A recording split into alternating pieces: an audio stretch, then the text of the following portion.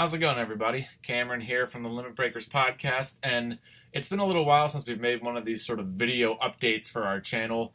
And since we haven't been able to make episodes of the podcast at the rate we wanted to initially, about once a week or so, making these little video updates is kind of a nice way to fill in those gaps, stay kind of interfacing with the listeners or whoever wants to check our stuff out when the episodes can't come out at the rate we want them to. So I thought I'd make this today primarily for two reasons. One, to remind people that when we hit 100 subscribers, if we do, on YouTube ever, we wanted to kind of kick that off and commemorate that by doing a giveaway of something from my personal collection to that subscriber base. Someone amongst that subscriber base would receive something from my personal collection as a thank you for us hitting 100 subs. Now, let me preface this by saying, having been someone who's watched quite a number of videos and looked online at different YouTubers, etc., with very impressive collections, mine isn't quite as impressive as many of the people out there. We're not talking about something worth, necessarily writing home about. But I do have some things that I think are relatively interesting, somewhat rare, and I haven't decided yet what I'm going to give away exactly. But if we do hit that mark, I will be giving something away, and I'll make sure it's something that's actually worthwhile to whoever wins that giveaway. So to kind of set the stage for that and remind you about that, I thought I'd pick out a couple things from my collection today that I just thought were either meaningful to me, the slightest bit rare, interesting, different. Nothing here is going to probably blow your mind, but as far as my collection goes, they're sort of like amongst my prized pieces. So I'm going to show you, it's really four things, but I'm going to break it down as three things today that kind of stand out amongst my collection and just talk about them a little bit. Quick coffee break, excuse me. As you'll see with both the mug and the shirt, I'm rocking the House Stark Game of Thrones vibe today, but that's neither here nor there. So the first thing I wanted to point out that's amongst my favorite items in my collection is Earthbound, which is, I know, sort of the epitome of the cliche of, like, rare game collecting in terms of the fact that while it's an incredibly expensive game to obtain still, it is kind of not quite as rare as some people make it out to be. I know it's a readily available game that's basically you're going to be able to find on Amazon or eBay or wherever else anytime you want. It's just that it still goes for quite a hefty bit, despite the fact that it's now available on the Virtual Console, which I thought might affect prices of the game quite a bit, but honestly hasn't really that much. I think it's still a pretty damn expensive game to obtain for SNES. But Earthbound's one that I really absolutely love, and I love it in a very... For a reason that I think is very different than a lot of people love it, which is I have no inherent nostalgia attached to Earthbound. I never owned an SNES as a kid. I never played Earthbound prior to years ago when I finally picked this up. But I never played it as a kid. I never played it anywhere near release. So when I heard all these good things about the game and, became exposed to the game through the Smash Brothers games and the characters in Smash Brothers, it really piqued my interest, but I didn't know if a lot of the things that people liked about it I would like, because I didn't really have any nostalgia for that style of game, that era of game, etc. But when I picked this up, this was sort of like, obviously given the price, and I got it for a little bit cheaper than it goes for now, but it was still a relatively expensive price. I really sort of questioned whether or not I was getting my money's worth in terms of, would I like this game as much as some people love it? Could I really like it as much as some people love it? Would it be worth that price tag? Because I don't have that nostalgia attached to it. But I can honestly say I absolutely fell in love with Earthbound. It has become one of my favorite games ever because it is so unique, it is so quirky, it is so creative and interesting and different and just lovingly made and crafted that it really feels like an experience like no other in gaming. And, I've played quite a good number of games. It's certainly not, just like my collection, certainly not as many games as many have that are more, kind of serious of the genre, but it doesn't feel like any game I've ever played. I mean, the soundtrack, the writing, the humor, the mix of like dark stuff with light stuff, it's just absolutely fantastic. And so even despite the fact that I initially sort of questioned whether or not the investment in buying Earthbound and owning a real cart was going to be worth it to me, it absolutely was.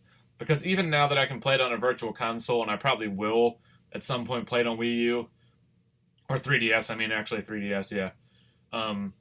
There was something about playing this game for the first time when I played it on a real SNES with an SNES controller, sitting down in front of the TV. That was just an experience that I'm so glad I had. That I think was worth every penny. And I wouldn't recommend to anyone to go out and spend what it takes to buy this on a real cart, especially now that you can play the same game for, $10 or whatever. But I don't regret personally having done it. And Earthbound is probably this legit cart of Earthbound is probably one of my most treasured aspects of my own collection. So moving on from Earthbound, the next thing is Fire Emblem Path of Radiance for the GameCube, still sealed, as you can see. Still a brand new unopened copy of Path of Radiance. Now you might ask why it's unopened and why it's, a significant thing in my collection given the fact that it's not even actually opened yet. One thing is just it's a somewhat rare game, somewhat hard to find game, in general. Maybe not quite so much hard to find, but a relatively pricey game in general, especially pricey, unopened, still sealed. And the reason it's still sealed is actually because I had only ever been exposed to Fire Emblem through Fire Emblem Awakening, which I played a couple years ago when it came out, and absolutely fell in love with. I kind of played that on the recommendation of people that were big Final Fantasy Tactics fans, which is one of my favorite games ever, and said, if you like that, you might like the Fire Emblem series. Awakening is a really good kind of entry point into it. Loved Awakening big time. So I started making it a goal to track down sort of bargains on other Fire Emblem games, and of course many of them are hard to find or expensive. But I found Radiant Dawn for the right price, or not Radiant Dawn. I also found Radiant Dawn, but I found Path of Radiance for the right price. Picked it up and, was incredibly excited to play it. But I have a good buddy of mine, Andrew, who's been on our podcast, who I've always loved playing Final Fantasy Tactics with, over the years. If you listen to our episode, you'll hear about some of our exploits. But we kind of agreed if we ever played this game to play it together, and, time really hasn't allowed for us to dig into Path of Radiance yet, so I've left it sealed. And I know it seems bizarre to sort of be going on about a game that I've never actually played yet, but I do sort of treasure that because it's somewhat hard to find in a sealed state. I really liked Awakening, so I'm excited for it, and it just has a lot of. It's one of those things that I'm really looking forward to getting to at some point. So Path of Radiance is one that I think it's cool to own the sealed version, but would obviously like to play it at one point. Hopefully, I'll be able to, and we'll dive into that and really enjoy that experience. The final one I want to mention now is sort of a two-parter, but they're sort of, amongst the same vibe, which is Lunar Silver Star Story Complete and Lunar Eternal Blue Complete, which, again, this is going to seem super bizarre, but on my list of some of my most interesting things for my personal collection, I have not played either Silver Star Story or Eternal Blue. But finding both of those in their complete state with all the stuff that came in the collector's editions, the books, the bonus content, the actual maps, all that stuff was really cool to find because I just like collecting sort of additional stuff like that on games anyway. But because the Lunar series is one that's so highly recommended to JRPG players, of which is my favorite genre probably, those were kind of games that were must plays for me anyway. And finding both of those in their complete form were things I was really excited about. They even came with this old kind of 1 foot maybe cardboard insert that was apparently in game stores back in the 90s when those came out that I've since framed, which is kind of a cool thing to have in addition. But both of those I just really like owning. I think they look like awesome games. They're games I'm going to absolutely play at some point. They're kind of just must play bucket list type JRPG things.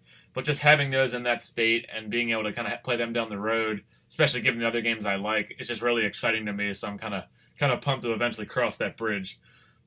But those are just a couple things from my collection that I thought aren't going to, break any new ground or really be mind-blowing, but kind of give you a sense of the type of stuff I like to collect, the type of stuff I do own, so that if we hit 100 subs and I give something away, you'll kind of know the type of thing that you might be getting.